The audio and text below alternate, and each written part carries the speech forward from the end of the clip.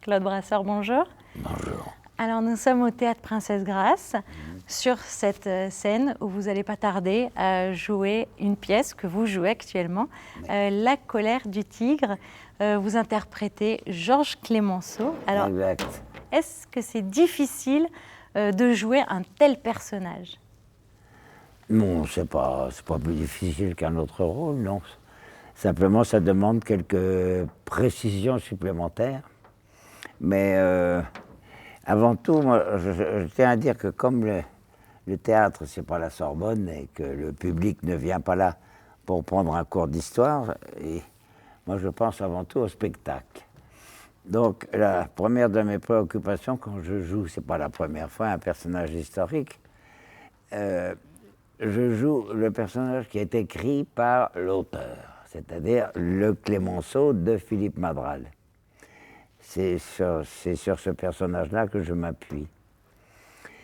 Et puis après, une fois que j'ai construit le personnage sur les écrits de Madral, alors après, je me plonge dans différents volumes, et notamment dans la correspondance de Clemenceau avec Monet et la correspondance qu'il a aussi avec la femme dont il est tombé amoureux, Marguerite Madeleine Sperger.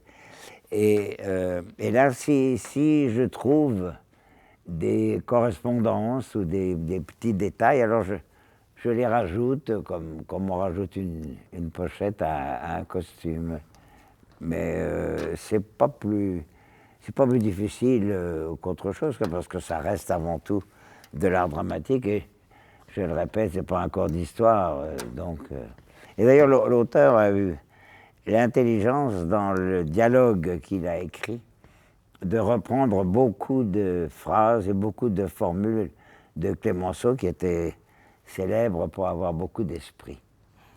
Et pour la porte, je la ferai sans sucre, pour votre régime. Mais je m'affiche pas mal de votre régime, j'ai envie d'une cigarette.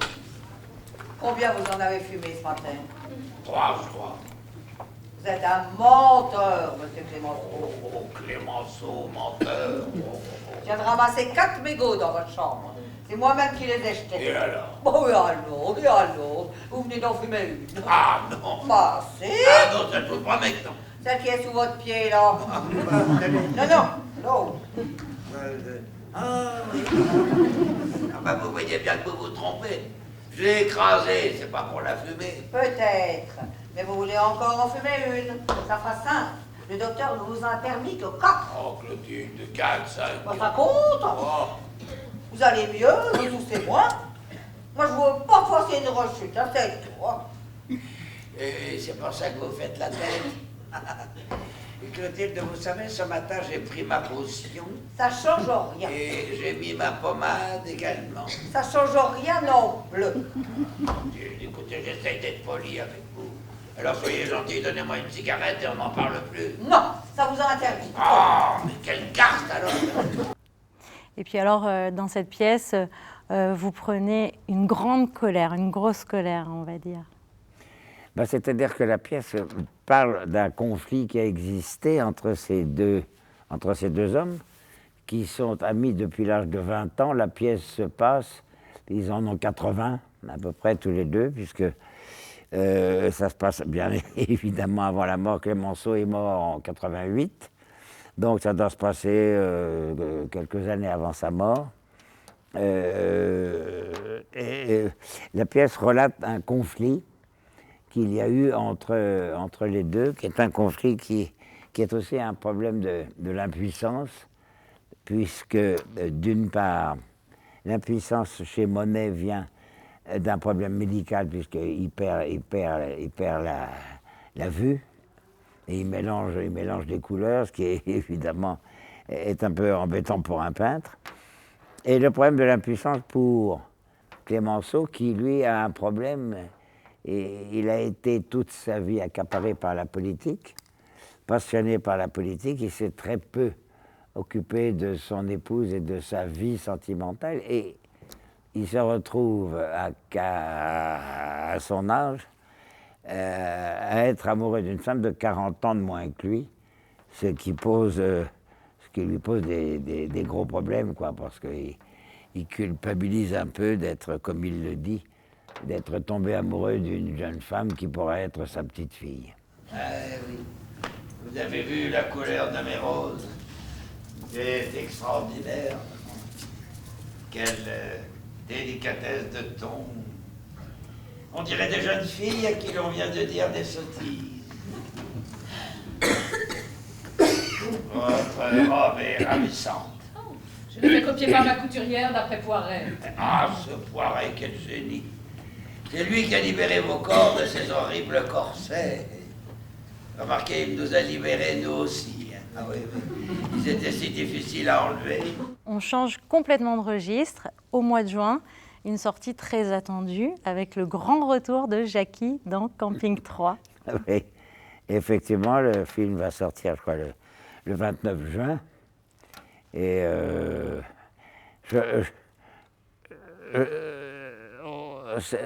c'est au cours de ce Camping 3 qu'on s'est le plus amusé.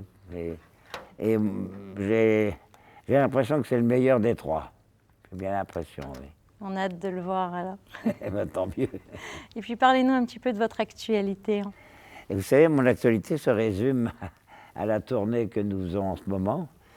Avec cette pièce, on l'a jouée 160 fois à Paris. Ensuite, nous avons fait une tournée d'été. Nous avons été obligés de répéter de nouveau parce que, comme vous le savez, la pièce a été créée à Paris par Michel Aumont et elle est reprise en tournée par Yves Pignot, ce qui a nécessité des répétitions. Et c'est très intéressant comme expérience pour un acteur, en tout cas pour moi, parce que la pièce est totalement différente. Les rapports Clémenceau-Monet sont beaucoup plus tendres, beaucoup plus familiers qu'avec Michel. Mais ça a demandé quand même beaucoup de travail. Et puis, depuis, on est en tournée, puisqu'on a 80 dates à faire en tournée. Et il nous en reste, je crois, 5 ou 6. Plus que 4 jours avant que je puisse vous prendre dans mes bras. Je suis de plus en plus curieux de voir ce paysage que vous me décrivez il y a si longtemps que je ne me suis plus trouvé en face de l'océan et de ses splendeurs. Je quitte de moins en moins Giverny et me contente de l'eau morte de mon étang. Les coassements de mes grenouilles répondent à mes grognements de sangliers. Une immense carrière. Quel regard vous portez sur votre parcours? Oh, écoutez, moi, je pense que j'ai eu la chance de faire ce métier parce que j'ai jamais eu l'impression de travailler, quoi. Quand je dois me rendre à un tournage ou quand je dois me rendre au théâtre, j'y vais très, très content parce que moi, ça m'amuse de me déguiser ou quand je joue les policiers, de me servir d'un gros revolver, alors que dans la vie, je sais à peine m'en servir. Mais c'est ça que je regarde. Je me suis bien amusé. Je remercie le ciel d'avoir choisi ce métier.